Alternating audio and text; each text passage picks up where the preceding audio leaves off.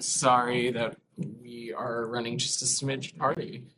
As I promised, we have a special guest with us today. Today it is my pleasure to introduce Ambassador at Large for Cyberspace and Digital Policy, Nate Fick, who started just a couple weeks ago and had his swearing in ceremony earlier this week on October 4th, just in time to kick off Cybersecurity Awareness Month.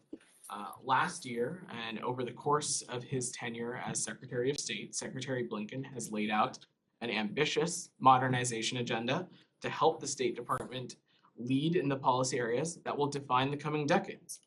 Cyberspace and digital policy are at the top of that list, and this is the arrival of our first ever ambassador at large to lead our new Cyberspace and Digital Policy Bureau, and this is a key milestone in delivering on the Secretary's agenda. Ambassador Fick was unanimously confirmed by the Senate, has an impressive and impeccable record of leadership in both the public and private sector, and is an expert on many issue areas in the cyberspace and digital policy arenas. I'm pleased to have him here. He's going to have some remarks for you, and then we'll take a few questions before he has to continue on with some meetings throughout the day. So, Ambassador Fick, please, the floor is yours. Thank you. Hi, everybody. I don't know if you keep it like this in here to keep you brief or keep me brief, but it may have that effect. I hope we all have our flu shots. My name's Nate Fick. I'm the new ambassador at large leading the Bureau for Cyberspace and Digital Policy. And as you heard, this is my first week in the building. So I will play the new guy card shamelessly. I couldn't be more excited about this opportunity to lead state's newest bureau, to lead an organization focused on integrating and elevating the United States approach to technology diplomacy with our partners and allies, and to uphold a vision for how we can all use technology to enrich our lives and uphold democratic values. I bring to this some personal, visceral convictions. I was a Marine earlier in my career after college. I served in Afghanistan right after 9/11 and in Iraq in 2003, and witnessed firsthand the costs when diplomacy fails. And so I have, again, a strong visceral conviction in the intrinsic value of diplomacy. I believe diplomacy should be our tool of first resort in all things. And cyber and digital policy is the next frontier of diplomacy. It's not a silo. It's not a set of issues limited to any one bureau. This is a substrate that cuts across every aspect of our foreign policy. And Secretary Blinken and Deputy Secretary Sherman have made clear that that's the case, that cyber and digital policy isn't the work of only one bureau. And we need to make an understanding of digital policies a core piece of the department's work and a core tool in the kits of our diplomats at every level.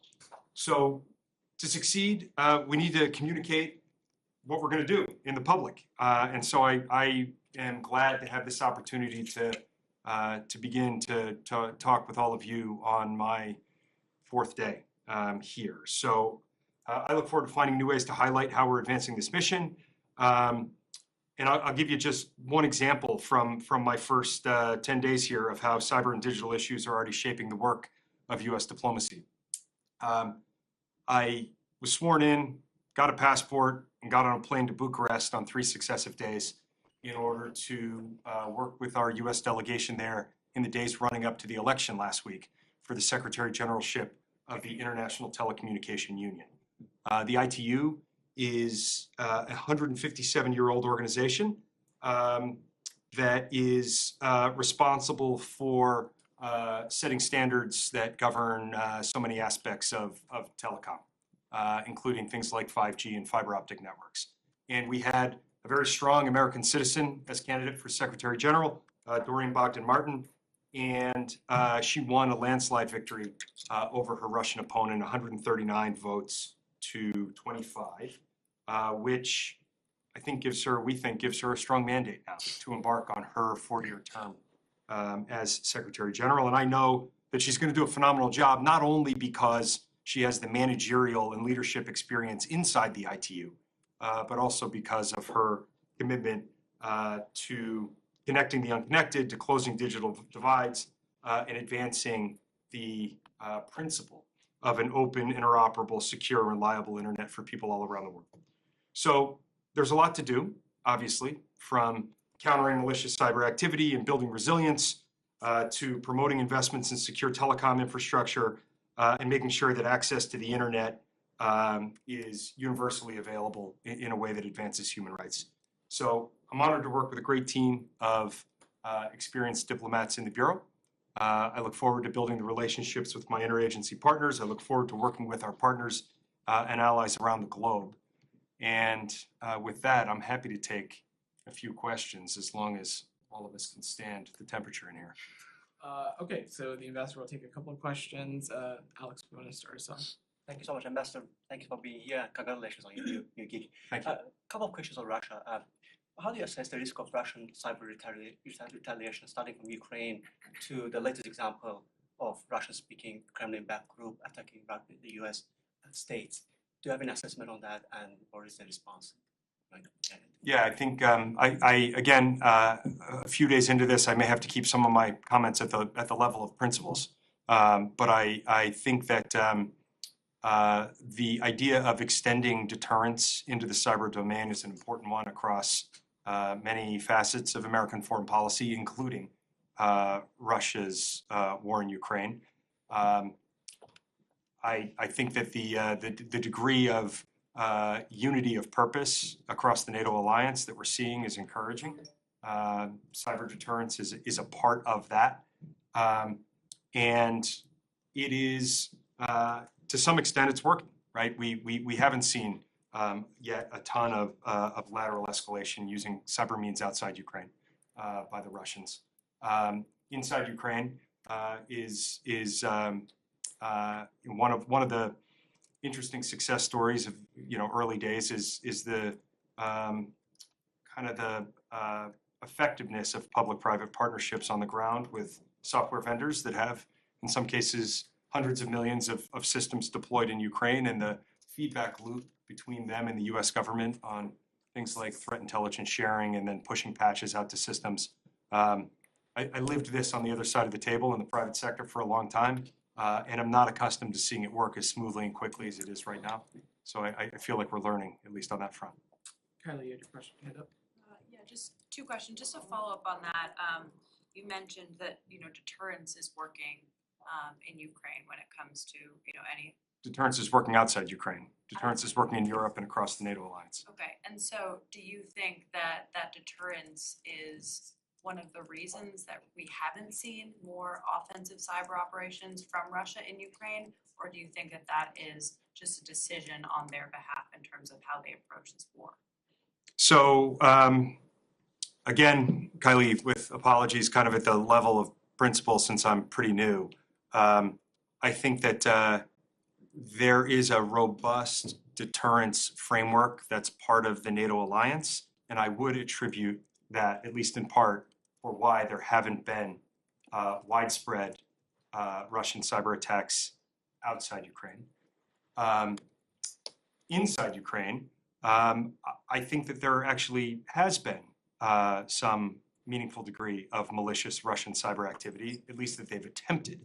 And I think that one of the reasons that it hasn't had the impact that the Russians hoped it would have is because of this tight feedback cycle that's happening between the software vendors and hardware vendors who have stuff deployed in Ukraine and their partnership with the U.S. government and the Ukrainian government and NATO to convey that to accelerate that feedback cycle. And just one more question: when it comes to U.S. offensive cyber capabilities and operations. Are you pleased to see this administration working on what appears to be reining in those cyber operations and the levels of checks that they have to go through on the US side before they're actually able to be carried out so that the State Department has more visibility? I think that cyber operations are an important tool of national power. I think that getting in any of the details on that topic right now is a little bit beyond my scope in the first few days. Raj? Thank you, Ambassador, and congrats. What role can your bureau play in getting internet access to the Iranian people?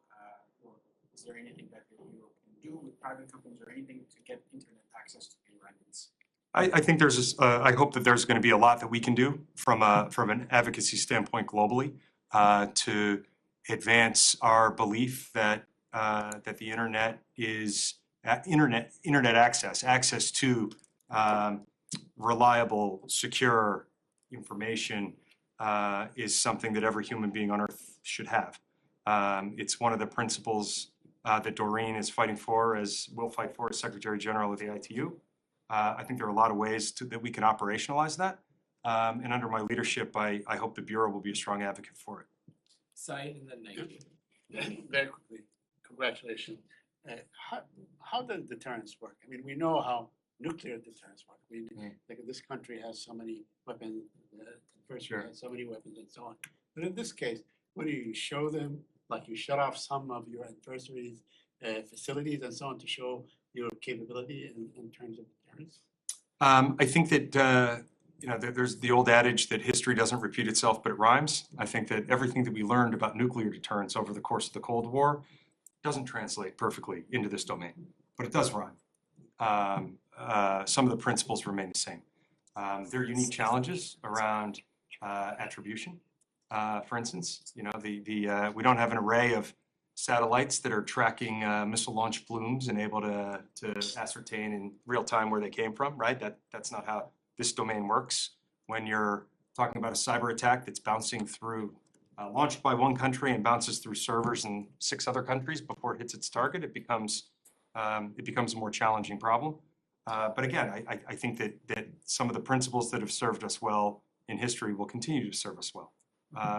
Principles like proportionality, principles like non-combatant immunity, principles like stating that it may not be only cyber retribution, right? That deterrence, real deterrence, requires marshaling every ounce of our national power, informational power, economic power, diplomatic power. Nike, go ahead. Thank you. Congratulations, Ambassador, and thank you for the briefing. As the U.S.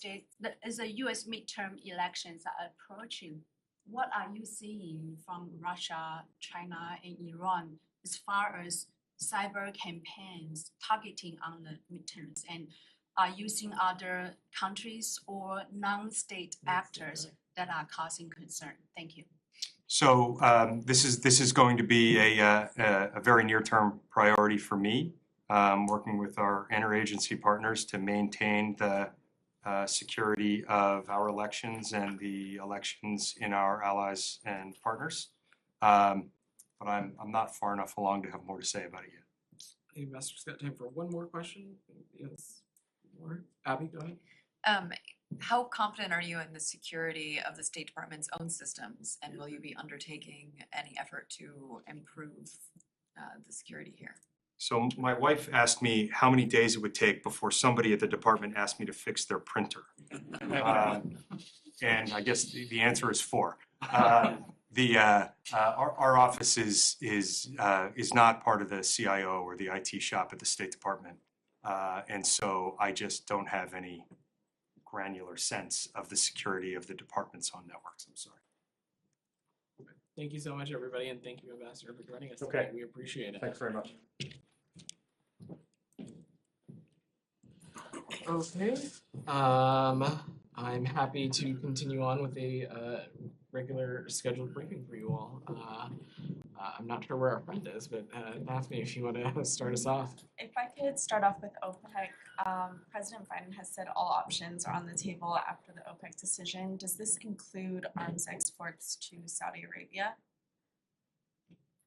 Sorry, could you repeat that last part of your question? Does all options on the table include arms exports to Saudi Arabia and cutting those off? So I would take a little bit of a step back here and reiterate what our colleagues from the White House and elsewhere have been saying as well, which is that this decision to cut production quotas is short-sighted, especially given what's ongoing with the global economy at the time, dealing with the continued negative impact of the conflict in Russia.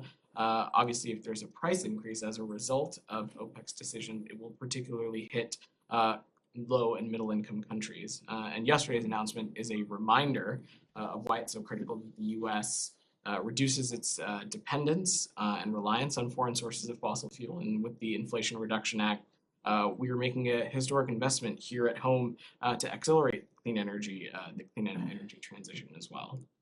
Can you say any more about what options the US is going to look at to respond to this decision? I'm not going to preview any specific options here. As you've heard many from across the interagency say, there continue to be a number of tools in the president and the administration's tool belt. Of course, the Strategic Petroleum Reserve release, which the statement from NEC Director Brian Deese and NSC Director Jake Sullivan yesterday alluded to. So there continue to be a number of options on the table. And just a technical question, is MBS welcome in the United States? Pardon? What do you mean? MBS Mohammed bin Salman welcome in the US? Like, is he able to travel to the United States if he wants to? I know visa records are confidential, so I don't have anything to offer on that specifically. So I don't have anything else to offer on that right now. So can you, sorry, just on the response, you've seen calls from some members of Congress for pretty dramatic slashing of U.S. cooperation with the Saudis in response to this. I'm sorry, did you address this? No. In terms of withdrawing all U.S. security forces and personnel and equipment from Saudi Arabia. Yeah, thanks for that. Are those suggestions good ones? So we have no plans to do that at the moment. No plans to do what? Sorry. To withdraw arms, or as you so indicated in your question. What I would reiterate, and you saw Secretary Blinken speak to this on his travels, is that we have a multiplicity of interests with regards to Saudi Arabia. The president and the secretary laid those out quite clear during their travels over the summer. And these priorities include everything from regional relationships, from improving relations between Arab countries and Israel, Saudi Arabia's role in Yemen, where we're working with them very closely to try and continue the truce, and a number of other issues that were reflected during the president and the secretary's travels over the summer. And we're working every single day to the best of our ability to ensure that energy supply from across the world meets the demand signals that we're seeing across the market right now. Okay, so this idea is a non-starter. I simply, we have no plans to take such actions. If you're speaking to specific legislation, I'm not going to get ahead of Congress or legislation that is still pending, but in response to whether we intend to take such actions, I have nothing to read out on that right now. Yeah, just a quick follow-up. Sure, Has there been any high-level conversation with the Saudi, high-level American Saudi officials in the last 24, 48 hours? I have no specific. This building. Sure. I have no specific meetings to read out, but obviously Saudi Arabia is an important regional partner, as I said, over the course of a multiplicity of issues, and so we are in touch with them on a number of range of factors at regular intervals. But I don't have any specific meetings to read out. Anything else on this topic before we move away? Just one last. Sure. Yeah, I mean, can you just address the gist of the criticism coming from the Hill is that the United States and Saudi Arabia have always had this relationship whereby the U.S. provides security guarantees and the Saudis provide the oil, and it's a lot of the critics are saying that that this was a sort of betrayal of that. And what would be your response to those criticisms? Well, I would say that is a very black and white description and not indicative of the totality of our bilateral relationship with the Kingdom of Saudi Arabia. As I said when answering Matt and Daphne's question, we have a multiplicity of interests with regard to Saudi Arabia. Of course, a piece of those is an energy relationship, but there's also a security relationship. And we talked about a lot of these issues over the president and the secretary's travels over the summer. And like I said, there's a regional security component. There is the aspect of improving relations between Arab countries and Israel. Saudi Arabia plays an important role in Yemen, where we're continuing to work with them to extend the truce. So we have a multiplicity of interests as it relates to Saudi Arabia. Nike? Yeah, can we switch to North Korea? Sure.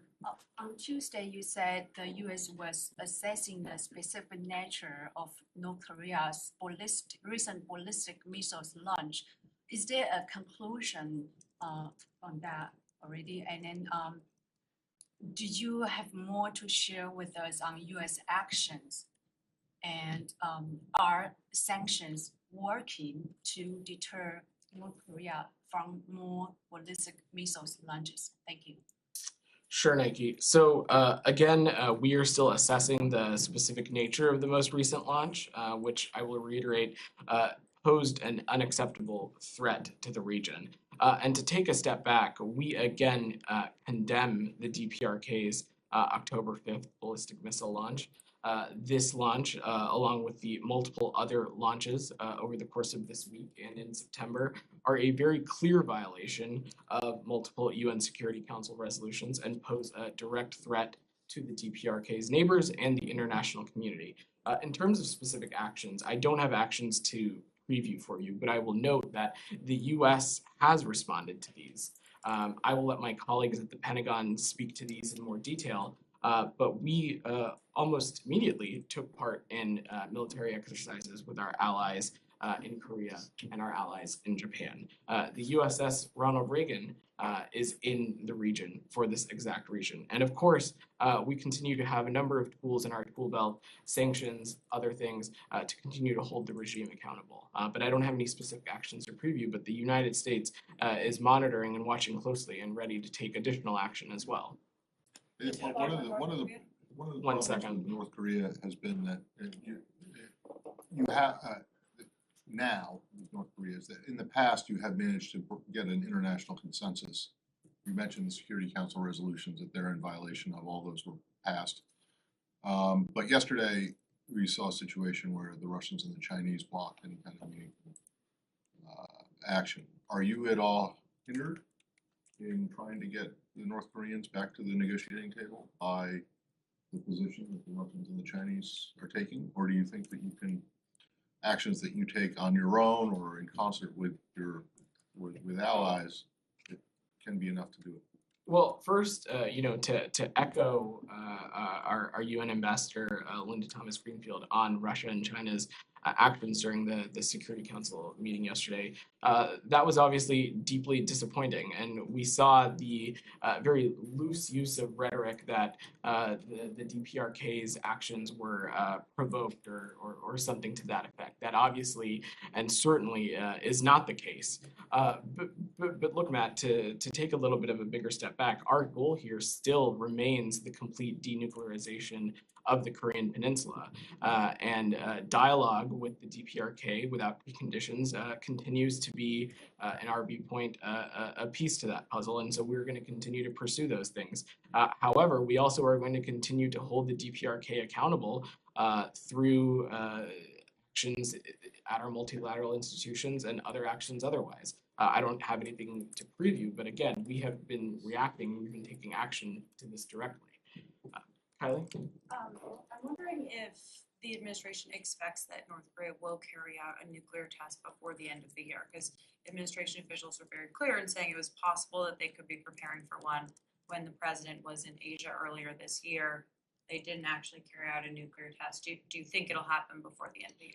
Like I said, we're still assessing the specific nature, and I don't have a new or different assessment to provide from here. But I think the bigger thing is that we again condemn these very destabilizing and unsafe actions that we're seeing come from the DPRK over the course of this week. And just one more question. Sure. Do you think that this incredibly high number of missile tests this year could be a tactic by North Korea to try and get you guys to pay attention and actually engage in talks? Well, we have continually at almost every interval in which this question has come to Ned or myself or others from the State Department, even non-spokespeople, we've been quite clear that we continue to affirm that dialogue with the DPRK without preconditions continues to be a tenet of our approach when it comes to the denuclearization of the peninsula. So the offer is out there.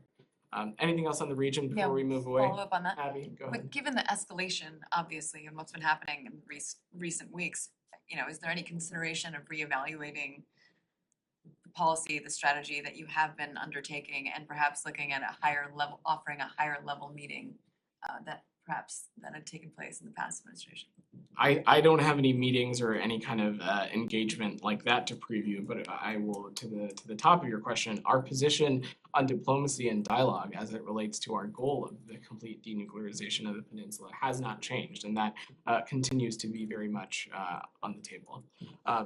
Anything North else on the Korea. region before we move away? So speaking of meetings, reports from South Korea is saying that the US, Japan, and South Korea have agreed to have a trilateral meeting in Tokyo this month.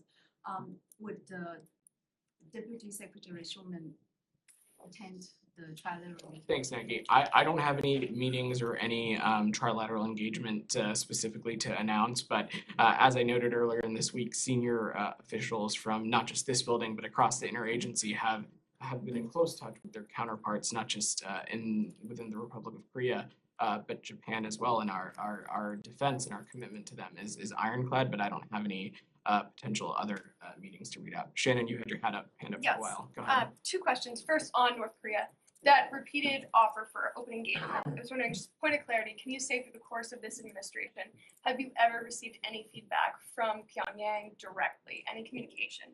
And second, the CIA reportedly began distributing compensation to victims of Havana syndrome in August. We know the State Department is engaged in a similar program.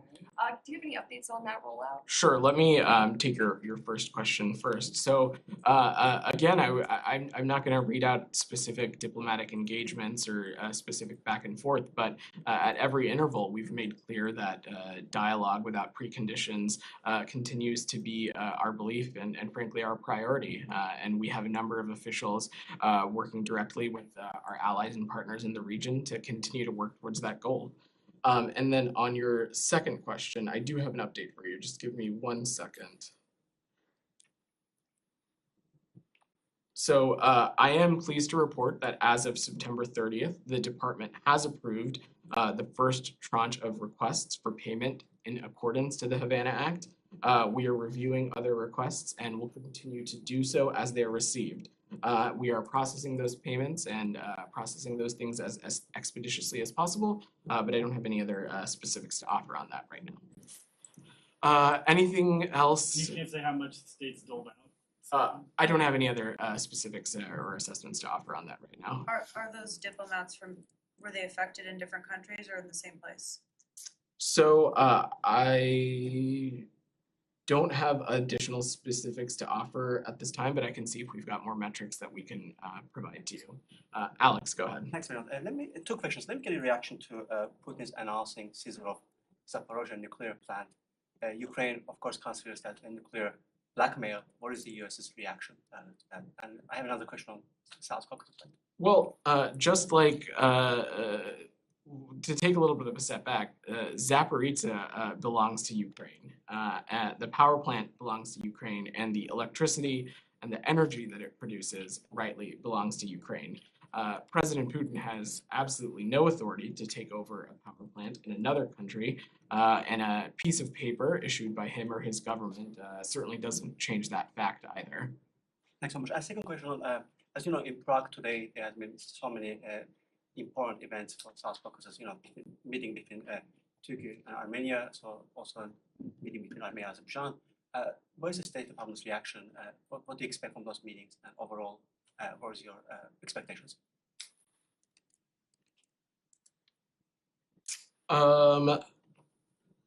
So I actually I'm gonna have to follow up with you on that one and get back to you. I thought I had an update, but I am mistaken. Can I ask Azerbaijan? Hold on. Let's stay in the region. John, you had your hand. This interesting AP story that came out with 2 Russians fleeing military service take boat to reach remote Alaska Island and seek asylum in the United States. Any reaction to these asylum requests by the 2 Russians?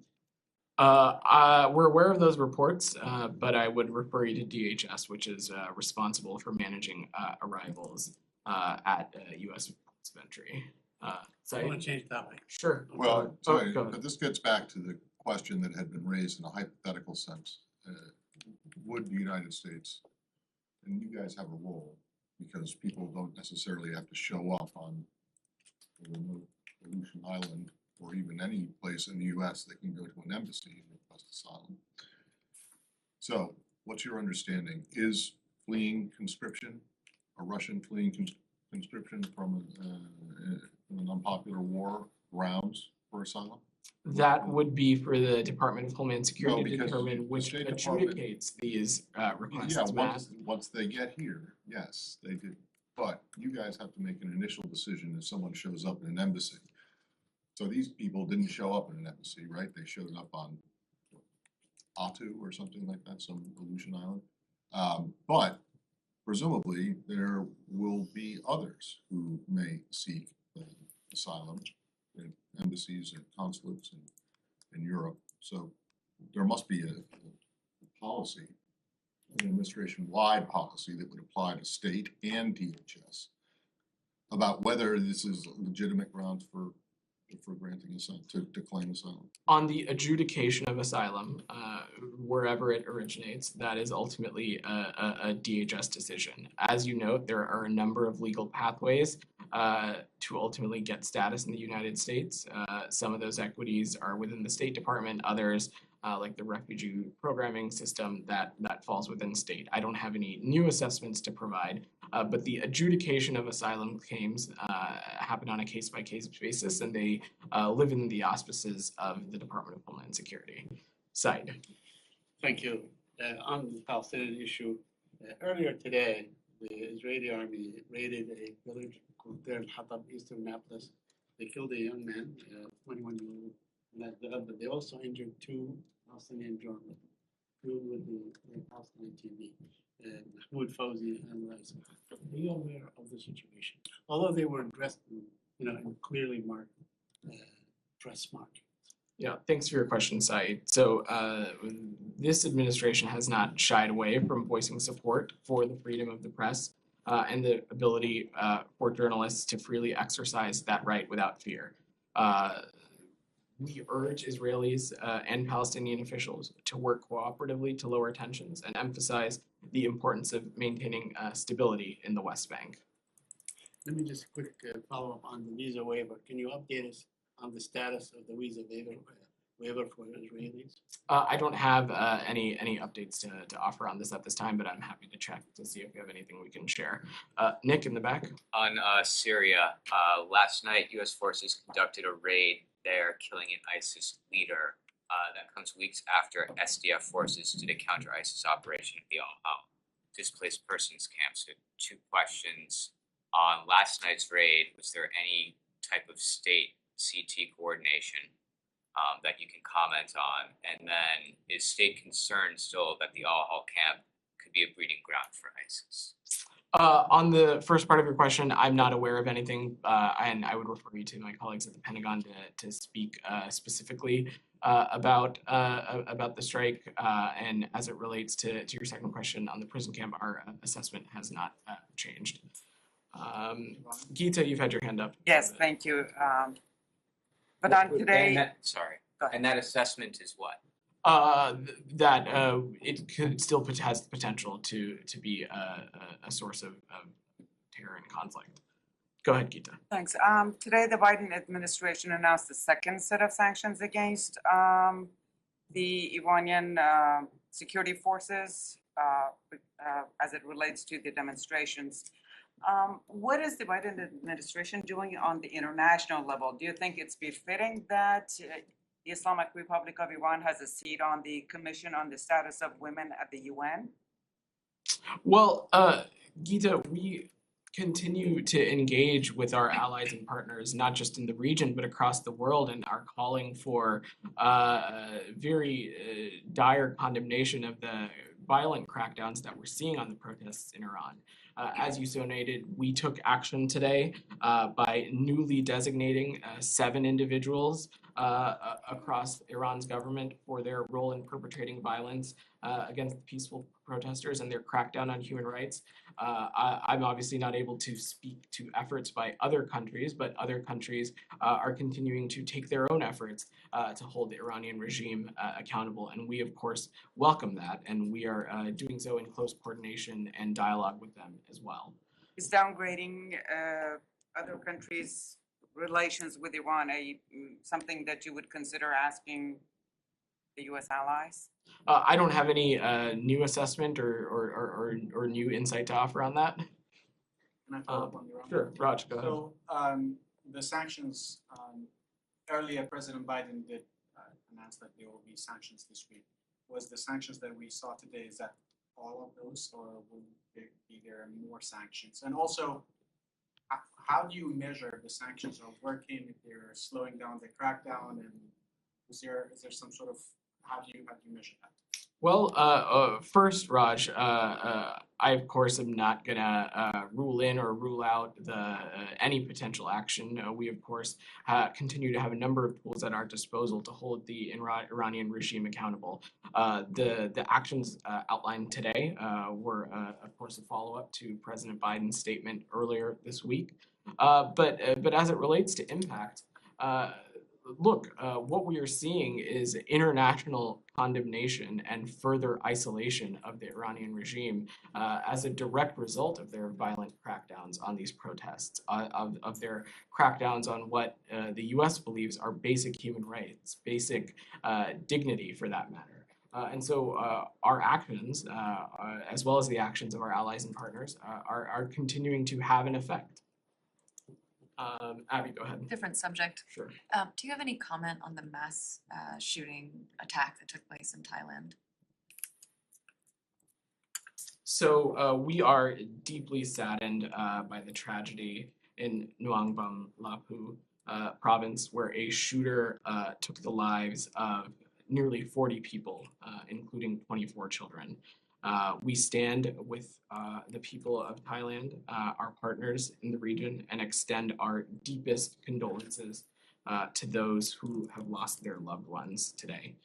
The U.S. is ready to assist our Thai allies in the wake of this horrible tragedy, and we continue to engage with not just our embassy there, but the government as well, and any offer and any assistance that the United States may be able to provide.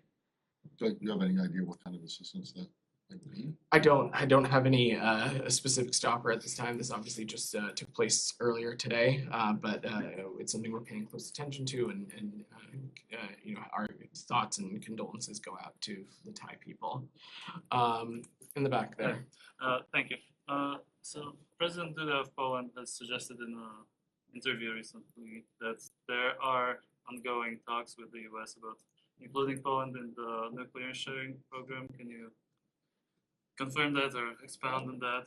And also, second, President Biden seemed to suggest today that he might meet with President Putin in November during the G20, which, you know, would be a pretty big break from current policy. Is that on the cards, and why? If so, why? Okay. So first, as it relates to your question on Poland, I want to take a step back and note that Poland is an important NATO ally in the region. But as it relates to this specific request, we are not aware of this specific item being raised. And I can say that the United States has no plans to deploy nuclear weapon on NATO member territory that had joined NATO post 1997. As it relates to the second part of your question, I will let the White House speak to any of President Biden's engagements, but I think the one thing that you have seen be pretty clear from across the interagency, including from the White House, is that it cannot be business as usual when it comes to Russia, and that has been clear in all of our engagements with our Russian counterparts, that it cannot be business as usual in the wake of their flagrant and unlawful and unjust infringing on Ukraine's territorial integrity and their sovereignty as well. Just to clarify, does the administration still believe that Putin should not be part of the event as long as he wages a war on Ukraine? Like I said, this is not. This should not be business as usual. Our position has not changed. In the back. North Korea briefly. Sure. The fact that North Korea launches so many missiles indicates that North Korea is capable of producing that many missiles. So how do you assess the current state of the North Korean nuclear capability? And how can we always stop these productions of missile sites? Well, I think to take a little bit of a step back, like I said, we are still assessing the specific nature, and I don't have any additional insights to offer on capability. But again, this is a clear violation of multiple UN Security Council resolutions. And we continue to have a number of tools available in our tool belt to hold the DPRK accountable, both through US government efforts, but also continuing to work through our multilateral institutions as well.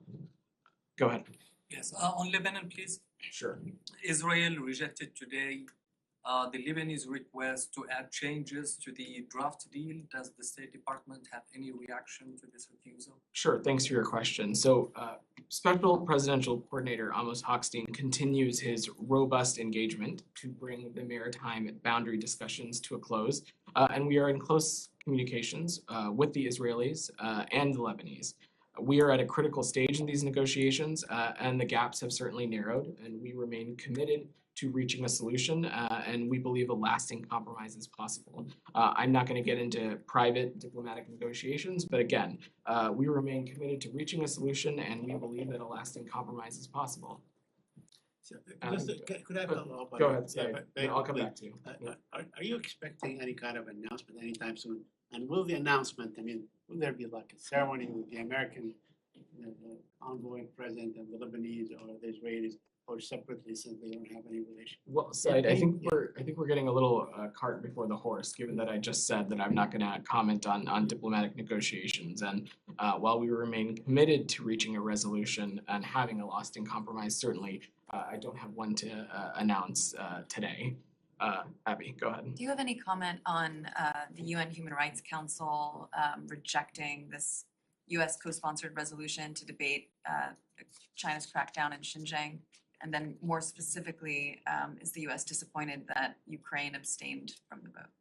So as you saw, Ambassador Taylor at our post in Geneva put out a comment on this. And to take a step back, we are disappointed that the Council was unable to agree to hold a discussion about serious human rights concerns raised in recent independent discussions and assessments by the Office of the UN High Commissioner for Human Rights.